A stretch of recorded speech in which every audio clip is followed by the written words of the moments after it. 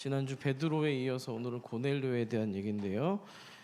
사도행전 10장 1절에서 8절까지 말씀 한 절씩 교독하신 후에 마지막 절을 같이 합독하도록 하겠습니다.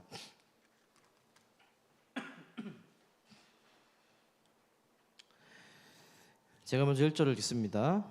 가이사랴에 고넬료라 하는 사람이 있으니 이달리아 부데라 하는 군대의 백부장이라.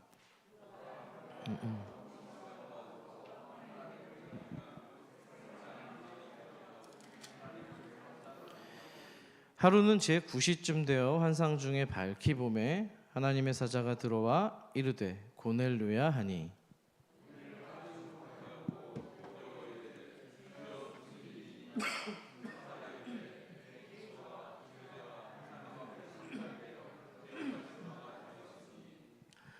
내가 지금 사람들을 요빠에 보내어 베드로라 하는 시몬을 청하라.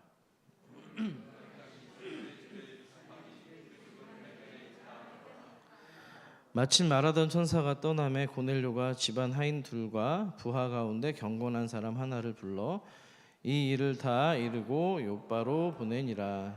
아멘.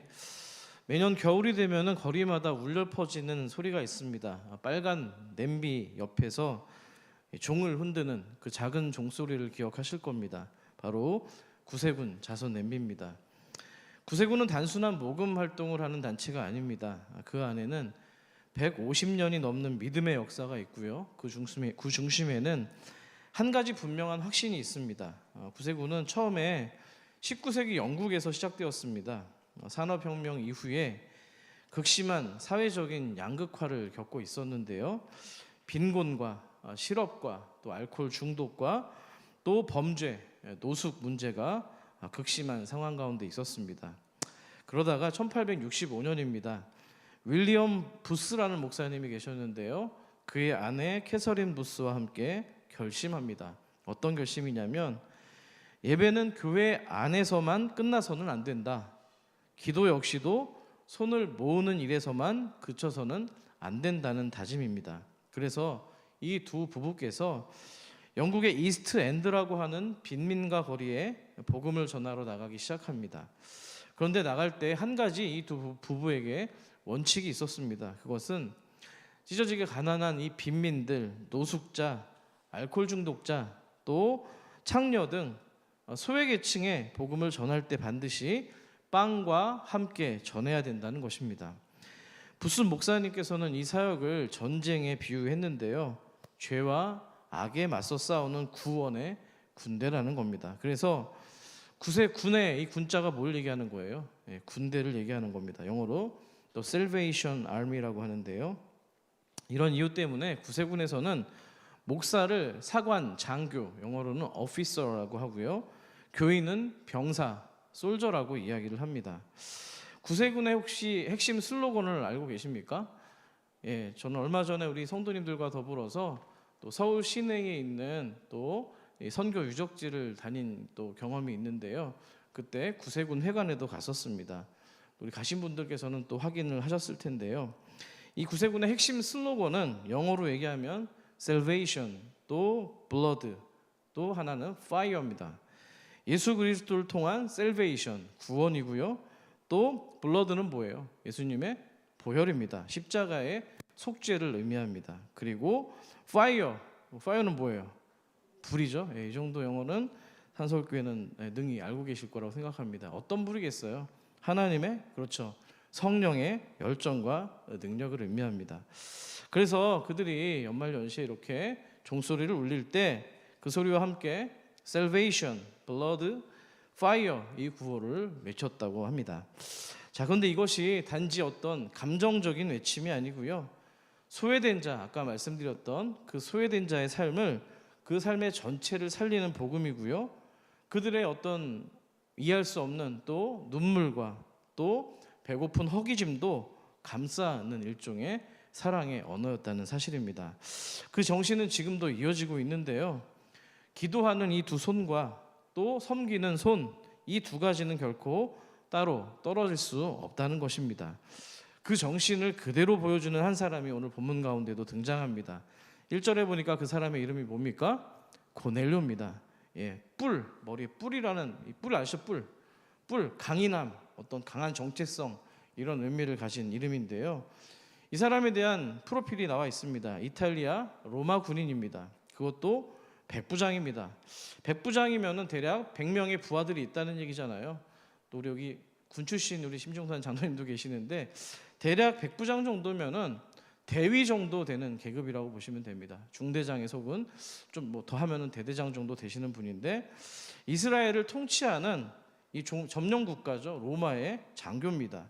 신분도 문화도 종교도 다릅니다. 그런데 오늘 성경은 그를 어떻게 기록하고 있습니까? 본문 2절을 한번 여러분 읽어주시기 바랍니다. 시작.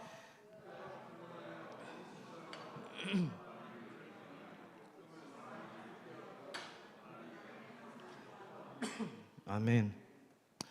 한 사람의 이름, 이 고넬료를 설명하는 프로필에 있어서 굉장히 많은 수식어가 붙어 있습니다. 부럽습니다.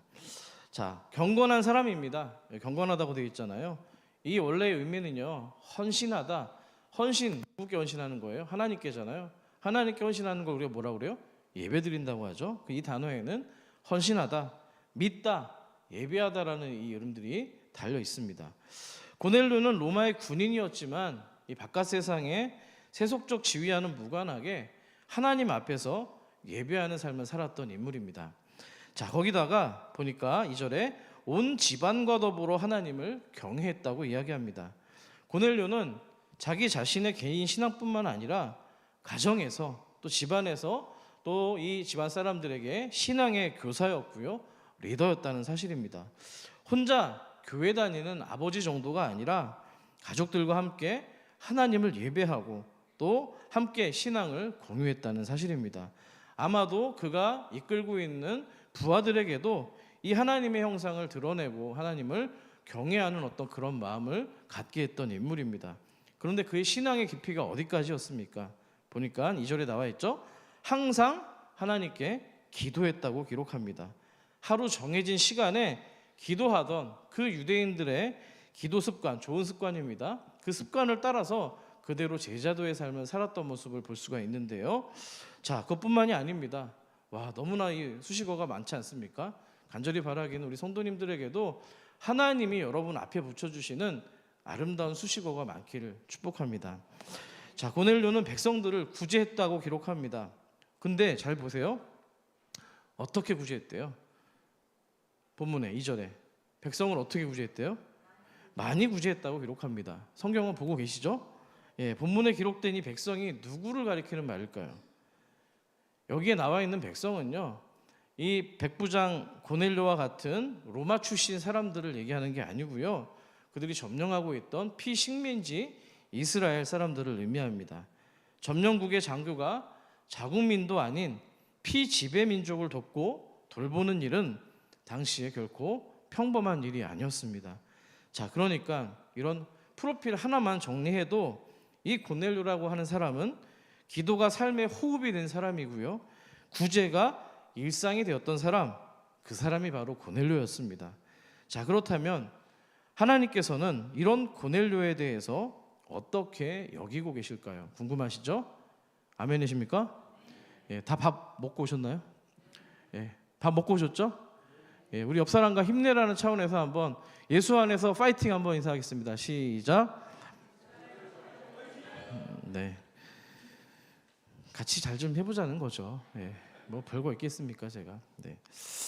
자, 그러면 하나님이 고넬료에 대해서 어떻게 여기고 있는지 4절 말씀을 좀 같이 한번 읽어보면 좋겠습니다. 4절에 하나님이 하신 태도가 나와 있는데요. 4절입니다. 시작.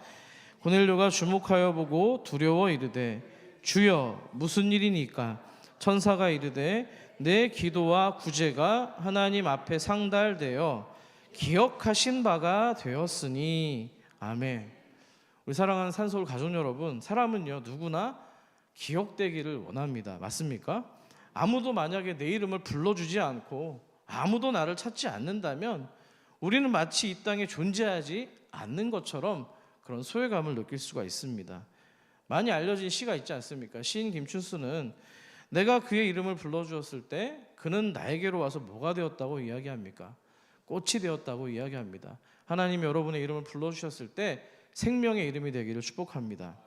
자, 그렇게 누군가의 기억 속에 존재하는 일, 그것은 사람에게 존재의 이유인 동시에 존귀하게 여김을 받을 수 있는 존엄의 조건이 되기도 합니다. 그런데 오늘 성경은 사람에게 기억을 받는 것이 아니라 하나님의 기억에 대해서 말씀하고 있습니다. 하나님께서 고넬료의 삶을 기억하셨다고 합니다. 이 표현 너무 아름답지 않습니까? 하나님께 상달돼서 고넬료가 기억하신 바가 되었으니, 또 다시 한번 축복하기는 우리 주님의 교회 산서울의 모든 성도님들의 이름이 기도할 때, 또 이름을 불림받을 때 하나님께 기억받는 인생 될 수 있기를 간절히 축복합니다. 세상 사람들이 아무리 나를 기억하지 못한다 해도 우리 창조주 하나님, 생명을 주시는 하나님께서 나를 생생하게 기억하신다는 사실입니다. 여기서 말하는 이 기억은 단지 잊지 않고 있다 수준의 의미가 아닙니다. 성경에서 하나님이 누군가를 기억하셨다라고 할 때는요, 어떤 삶의 전환점을 이야기할 때 있고요, 또 그 전환점에서 하나님이 대단한 능력의 역사를 이루실 때입니다. 믿으십니까? 예, 전환점과 하나님의 역사가 일어날 때 기억하셨다라는 단어가 사용된다는 겁니다. 자, 그렇다면 성경에서 하나님이 이 기억하셨다라는 말이 구체적으로 어떤 장면에서 주로 드러나는지 몇 가지 본문을 좀 참조해 보도록 하겠습니다. 창세기입니다. 먼저 하나님은 노아를 기억해 주셨는데요. 창세기 8장 1절 말씀을 여러분이 한번 읽어주시면 좋겠습니다. 시작.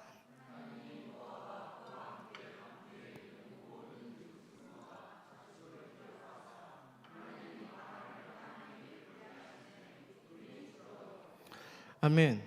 노아의 이야기에서도요, 하나님의 기억하심은 어떤 단순한 그와 그 가정을 향한 관심이 아니고요, 이제 홍수의 심판을 멈추시고 다시 생명을 회복시키시는 하나님의 구체적인 행동으로 이어졌다는 겁니다. 아멘이시죠?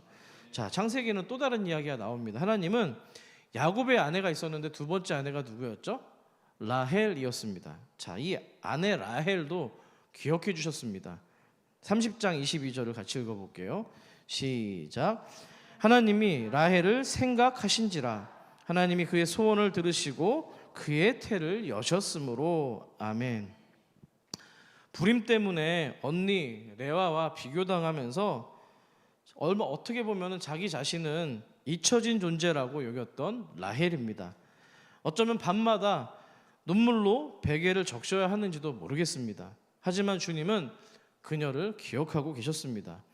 그런데 주님께서 라헬을 기억하셨다는 얘기는요, 단순한 위로가 아니고요, 아까 노아에게 구체적인 행동으로 옮기셨던 것처럼 닫혀있던 태의 문을 열고 생명의 씨앗을 심어주시는 구체적인 소망이었다는 사실입니다. 이것을 믿으십니까?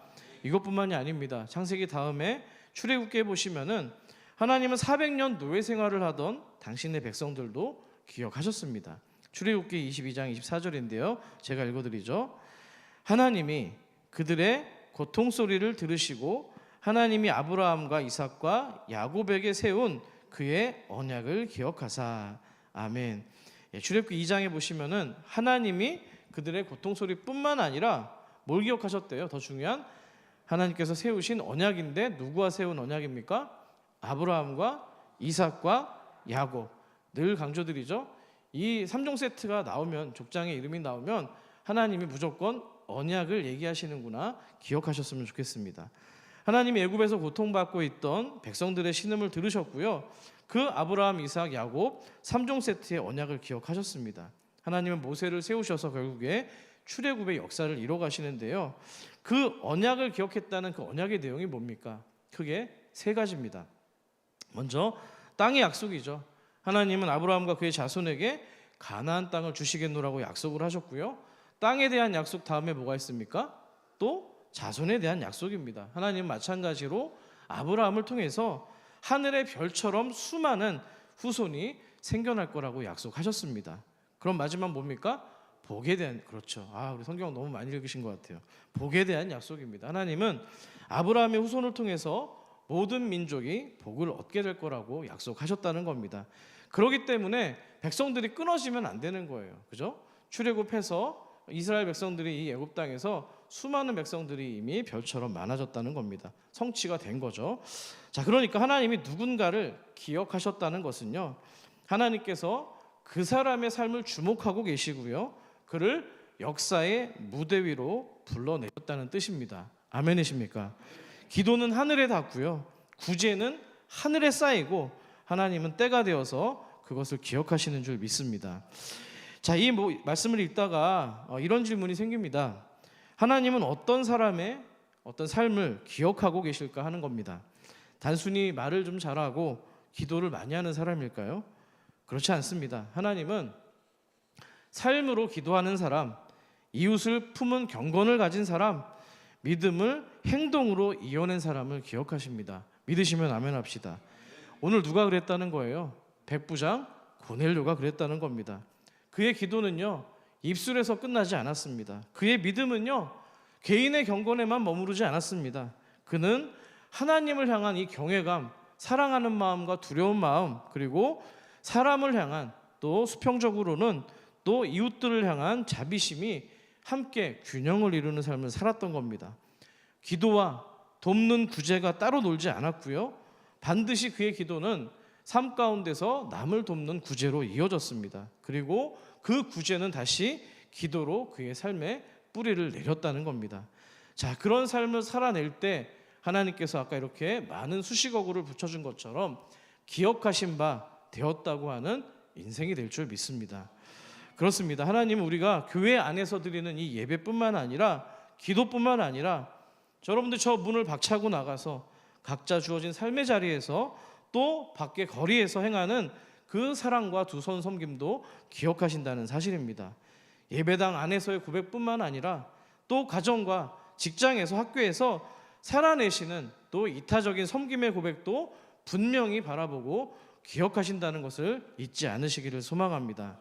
식물로 비유하자면 기도는 하나님과 연결되어 있는 줄기를 의미하고요, 또 구제는 세상으로 흘러가는 열매로 여러분들이 인식하면 좋겠습니다.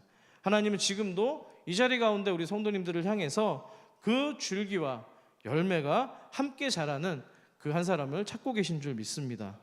그러니까 기도 없는 남을 돕는 구제는 자칫 사람의 일이 되어버릴 수가 있고요, 구제가 없는 기도는 말뿐인 종교가 될 확률이 높습니다. 그러니까 기도는 반드시 구제함을 통해서 진짜 형상을 맺는 것이고요, 구제는 기도로부터 시작될 때 하나님의 뜻과 연결될 줄 믿습니다.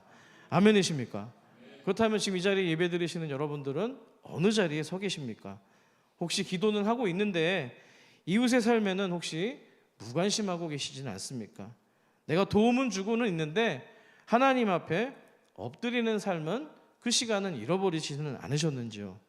고넬료는 아까 말씀드렸지만 항상 기도했다고 합니다. 하루에 한 번 정해진 시간, 유대인의 오늘 제9시, 오늘의 오후 3시입니다. 그는 이방인이었지만 그 기도 시간을 꼭 지켰습니다. 하나님과의 만남을 그의 삶의 중심에 두었다는 겁니다. 우리가 하루 3번 밥을 먹듯이 삶을 정돈하고 멈추고 하나님 앞에 무릎 꿇는 그 시간을 고넬료는 결코 포기하지 않았다는 사실입니다. 고넬료처럼 이 기도의 시간을 정해서 지켜내는 것은요, 단순히 반복하는 것이 아니라 믿음의 훈련입니다. 자, 저는 이렇게 구별해서 드리는 기도 시간, 말하기 편하게 정시 기도라고 합시다. 이 정시 기도는 우리 삶에 어떤 유익을 주는지도 함께 살펴보고자 합니다. 자, 첫 번째, 정시 기도는, 구별된 기도 시간은요, 우리의 삶의 중심을 잃지 않게 만들어줍니다. 뭘 잃지 않게 준다고요? 중심을 잃지 않는 겁니다. 다니엘서 6장 10절을 보세요. 다니엘이 이 조서에 왕의 도장이 찍힌 것을 알고도 자기 집에 돌아가서는 윗방에 올라가 뭐 했습니까?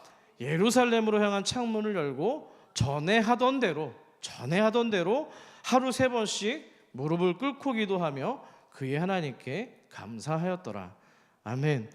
바벨론 포로로 끌려갔던 이 다니엘은요, 모든 것이 낯설고 위험한 그 땅에서 기도의 시간을 포기하지 않았습니다. 기도할 장소, 성전이 회파된 성전을 잃어버린 시대 속에서도 다니엘은 기도의 시간은 잃어버리지 않았던 겁니다.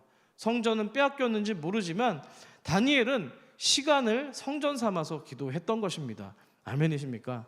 제가 표현해놓고도 너무 멋있는 말 같아요. 다니엘은 시간을 성전 삼아서 기도했다는 거예요. 바라기는 우리 성도님들 주님 주신 똑같은 시간 가운데에서 정말 그 시간을 하나님과 연결되어 있는 성전된 시간으로 살아가시기를 축복합니다. 여러분, 그래서 그런 시간을 살아낼 때 하나님 백성이라는 이 정체성을 다니엘이 지킬 수 있었다고 믿습니다. 두 번째는 정시기도는 영적 분별력을 예민하게 해줍니다. 뭘 예민하게 해준다고요? 영적인 분별력입니다. 시편 55편 17절입니다. 저녁과 아침과 정오에 몇 번입니까? 3번입니다. 내가 근심하여 탄식하리니 여호와께서 내 소리를 들으시리로다. 아멘. 이 시편을 기록했던 다윗은 하루 3번 자신의 모든 감정과 혼란이 요동치고 있을 때 하나님 앞으로 나아가서 감정을 토해냈습니다. 하루에 한 번 하기도 힘든 그 기도를 3번씩 했다는 거예요. 왜 그랬을까요? 여러분, 우리는 너무 잘 압니다. 삶은 매 순간마다 계속해서 선택과 판단의 연속입니다. 그리고 그 판단들은, 선택들은 우리의 삶의 방향을 결정짓기 때문입니다. 그러니까 구별된 이 정시기도는 하루 중 반복되는 영적인 질서의 정렬이라고 이해하시면 좋겠습니다. 내가 어떤 상황이 부딪혔을 때, 예측하지 못한 상황을 마주쳤을 때 내 감정에 휘둘리지 않고 내 요만한 생각에 묶이지 않게 하는 하나님의 중심을 분별할 수 있는 훈련이라는 사실입니다. 혹시라도 이 시간 가운데 여러분들 좀 뭔가 불규칙하고 무질서한 좀 어떤 생각 가운데서 머리가 좀 복잡하신 분들이 계시다면 지금 이 시간 기도로서 주님께 나아가셔서 하나님의 질서를 얻게 되는 놀라운 은혜가 있기를 축복합니다. 3번째는 정시기도는 믿음의 리듬을 만들어줍니다. 뭘 만들어준다고요? 믿음의 리듬입니다. 시편 119편 164절을 보세요. 주의 의로운 규례들로 말미암아 내가 하루 7번씩 주를 찬양하나이다. 아멘.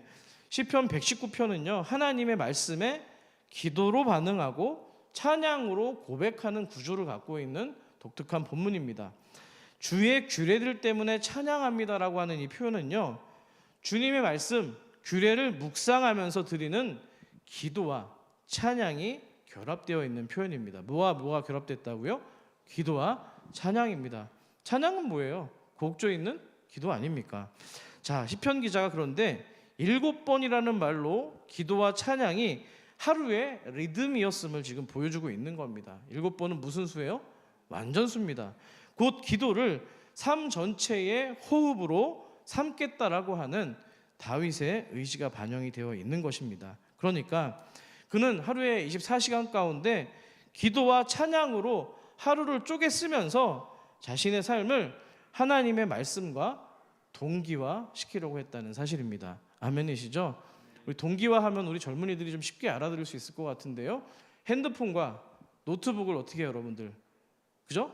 동기화하게 되면은 핸드폰에 있는 정보가 노트북으로 사용할 수가 있는 거잖아요. 이 정도는 다 알고 계시죠? 동기화가 이루어진다는 이야기입니다. 마지막 그 4번째는요. 정시기도는 위기 가운데 신뢰의 고백을 지키게 해준다는 겁니다. 느헤미야 1장 6절을 보세요. 이제 종이 주의 종들인 이스라엘 자손을 위하여 주야로 기도하오며, 중보기도하는 거죠. 우리 이스라엘 자손이 주께 범죄한 죄들을 자복하오니 라고 되어 있습니다.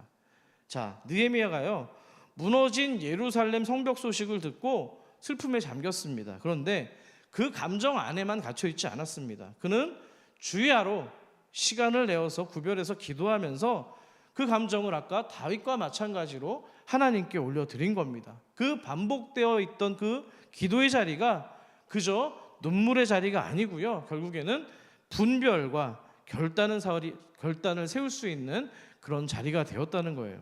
왜 그렇습니까? 느헤미야가 기도를 통해서 하나님으로부터 담대한 용기를 얻었고요.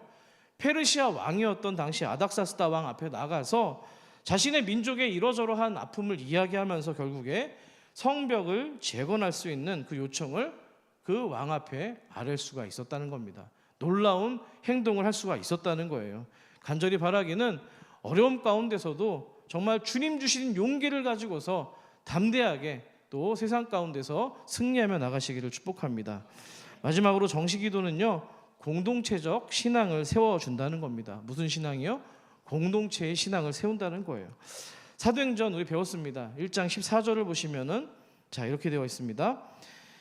여자들과 예수의 어머니 마리아의 예수의 아우들과 더불어 마음을 같이하여 어떻게 했다고요? 오로지 기도에 힘쓰더라. 아멘. 초대교회가 시작되기 전에 제자들이 마가의 다락방에 모여서 정해진 시간마다 정시기도 가운데 함께 기도했던 모습을 보여주고 있습니다. 그러니까 이 정시기도, 구별된 기도가 교회의 시작을 열었고요, 공동체의 영적인 결속을 지탱하게 되었다는 사실입니다.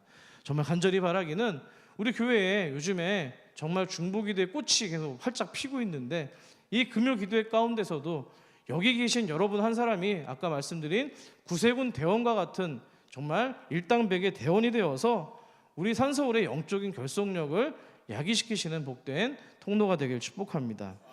자, 우리는 이렇게 시간을 정해서 드리는 기도가 이런저런 유익이 있음을 살펴봤는데요. 그럼 그렇게 드린 기도가 어떤 결과를 낳게 되었을까요? 우리 사도행전 10장 4절 말씀 하반절을 같이 한번 읽어볼게요. 시작. 천사가 이르되 내 기도와 구제가 하나님 앞에 상달되어 기억하신 바가 되었으니. 아멘. 본문 4절에서 하나님 앞에 상달되었다라는 표현은요, 유대인들의 제사 용어에서 유래된 말입니다. 구약에서 향을 피웠습니다. 향을 피워서 이렇게 올라가잖아요. 그 향이 하나님 앞에 어떻게 해요? 기쁘게 받으실 향기로운 제물로 올라가진 이미지였기 때문입니다. 시편과 계시록에 이런 말씀이 있습니다. 화면을 보세요. 나의 기도가 주 앞에 어떻게 해요? 분향함과 같이 되며 나의 손드는 것이 저녁 제사같이 되게 하소서라고 되어 있고요. 계시록 5장 8절에서는 뭐예요? 그 어린 양 앞에 엎드려 각각 검은 고와 뭐예요? 향이 가득한 금대접을 가졌으니 이 향은 뭐라고요? 성도들의 기도들이라. 아멘. 기도는 눈에 보이지 않지만 하나님 앞에서 바라보실 때는 마치 형체를 갖춘 향처럼 올라갔고요, 또한 사람을 돕는 구제는 땅에 흘려보내는 것이 아니라 마치 하늘 창고에 쌓인 헌금처럼 기억된다는 사실입니다. 믿으십니까? 여러분, 하나님은 우리의 기도도 기억하시고요, 우리의 눈물도 기억하시고요, 또 우리의 작은 친절도 기억하시는 주님인 줄 믿습니다. 신약성경 마태복음 10장에서 예수님 말씀하시죠. 누구든지 제자의 이름으로 이 작은 자 중 하나에게 냉수 한 그릇이라도 주는 자는 내가 진실로 너희에게 이르노니 그 사람이 뭘 잃지 않는다고요? 결단코 상을 잃지 아니하리라. 아멘. 이 사실을 믿으십니까? 작은 물 한 그릇이 기억되는 하나님, 그렇다면 우리의 기도와 구제가 어찌 잊혀질 수 있겠습니까? 상달된다는 얘기는요, 그저 기도만 열심히 했다는 의미가 아니고요, 또 기도만 한 게 아니라 구제도 함께 했다는 사실을 보여줍니다. 하나님과 연결된 기도의 이 삶, 이웃과 연결되어 있는 이 구제의 삶이 균형이 있는 저와 여러분 되기를 축복합니다. 기도와 구제가 이렇게 함께 균형을 이룰 때 하나님은 분명히 우리의 삶을 기억하게 되는 은혜가 있을 줄 믿습니다. 여러분, 사람의 박수는요, 우리를 어떤 구제를 할 때, 또 신앙생활을 잘하는 어떤 기도의 모습을 볼 때 박수 칠 수 있습니다만, 그 박수는 금세 사라지고요, 또 사람의 평가는 언제든지 이렇게 손바닥 뒤집듯이 바뀔 수 있는 겁니다. 그렇지만 하나님이 기억하시는 것은요, 당신의 역사에 흔적을 남기고요, 또 하늘문을 여는 그런 복된 힘이 있는 줄 믿습니다. 말씀을 정리합니다. 성경은 참 많은 인물들의 이름을 기록합니다. 하지만 모두가 같은 이유로 기록되지는 않습니다. 누군가는 싸움꾼으로, 누군가는 배신자로, 누군가는 조용히 자기 일만 하는 사람으로 기록됩니다. 그런데 오늘 고넬료는 어떻게 기억되었습니까? 하나님 앞에 기도와 구제로 상달된 자로 기억되었습니다. 기도가 향처럼 올라갔고요, 구제가 하나님 마음에 닿은 사람으로서 정말 이 수평적인 세상과 이웃을 향해서 향기처럼 갔다는 거예요. 여러분, 하나님께 올라가는 향이 좀 정적인 거라면요, 향기는 뭐예요? 스며들어서 그렇죠? 타인에게 영향을 주는 것으로 여러분들 이해하시면 좋습니다. 하나님께 기도는 향처럼 올라가고요. 또 여러분이 섬기는 그 이웃에 대한 섬김과 봉사는 향기로 기억되는 은혜가 있기를 축복합니다.